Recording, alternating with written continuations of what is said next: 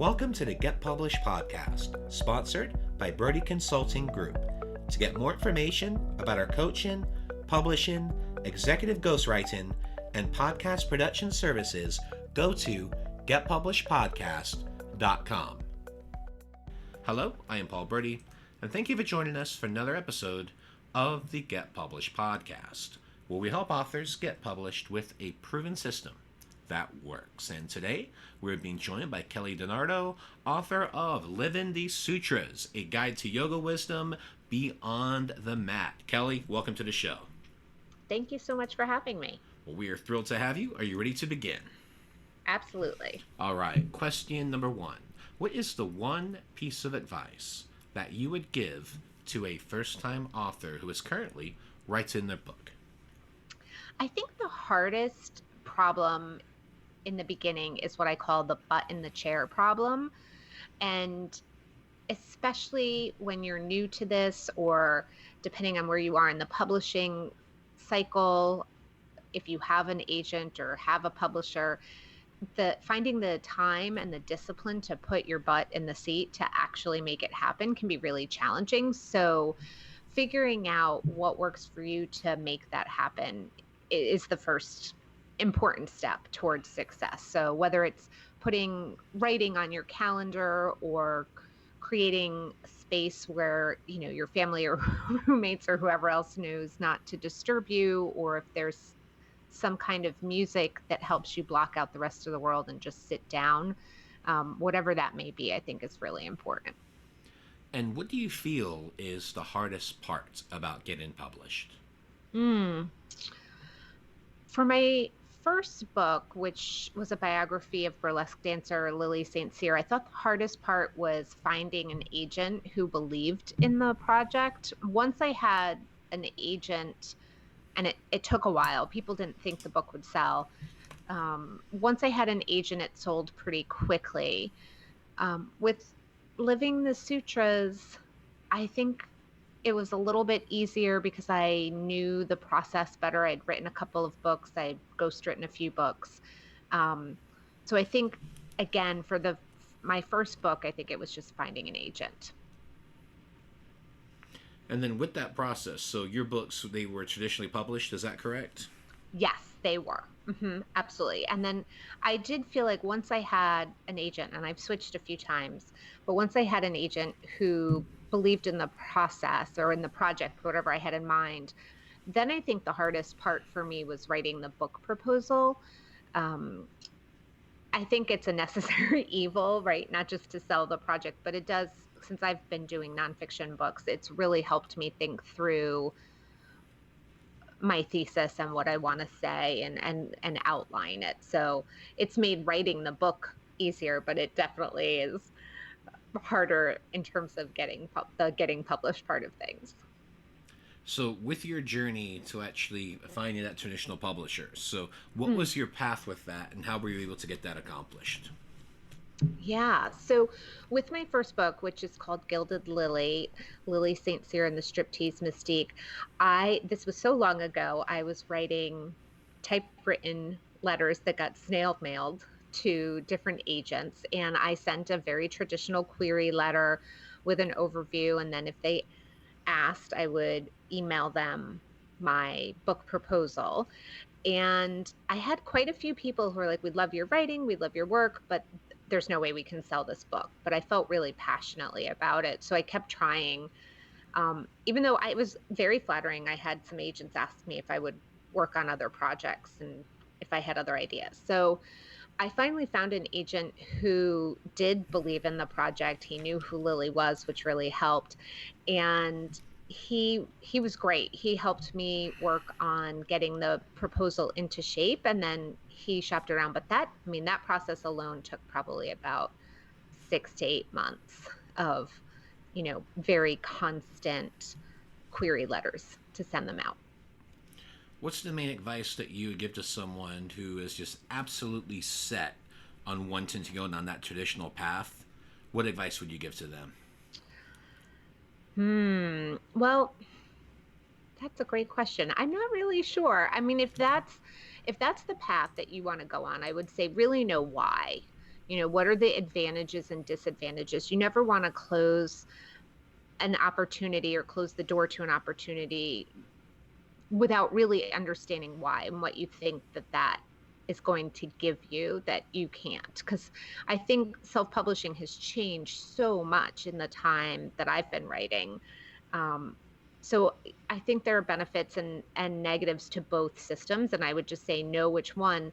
And then if you understand why, then find some other writers who have gone that route that might be able to help you. And the way that I found my agent the very first time was I went to a bookstore and I looked at books that were similar in concept to mine, and I read the acknowledgments, and I thought, well, if they've taken the time to acknowledge their agent, they must like their agent.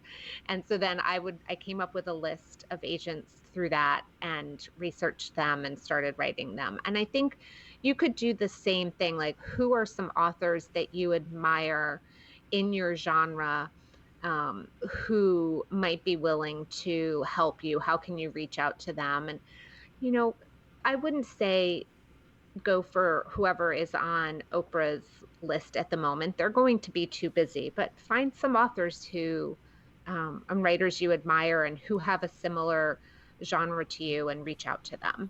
Right, the writing community is surprisingly, maybe not surprisingly, I just find it to be very supportive and congenial. Well, one of the things I've noticed too, specifically for looking for those agents, is really reaching out on social media. I've had guests that have talked about utilizing Twitter. Some have used Instagram, but the main thing they seem to focus on is that Twitter outreach, and they've actually been able to find some pretty good literary agents by going down that path. Yes, that sound you hear is me nodding my head enthusiastically. That is the much more modern approach to me being in the bookstore looking at the acknowledgments page. Yes. Makes me sound older than I am, but I was lucky to start in publishing pretty young. Excellent. Well, let's talk about marketing. So please Mm. share a marketing strategy that you have used in your book launches that has worked well. Yeah. So in when Living the Sutras came out, my co-author and I actually did an Instagram takeover of Shambhala Publications. That's our publisher. We did a takeover of their account, and we did a a contest giveaway. So that's something, if you're working with a traditional publisher, I would say talk to them about. Will they let you do a takeover of your account, of their account? Will they support it with any kind of giveaway? Ours had other books that they wanted to promote, and that was really great. It lifted all three of us up, and I think it helped get the word out. The other thing I would say that I have found that's been the most helpful in getting the the word out about the book is podcast interviews. That's been the most successful outreach that I've had. That it's I get the most emails after I've been on a podcast.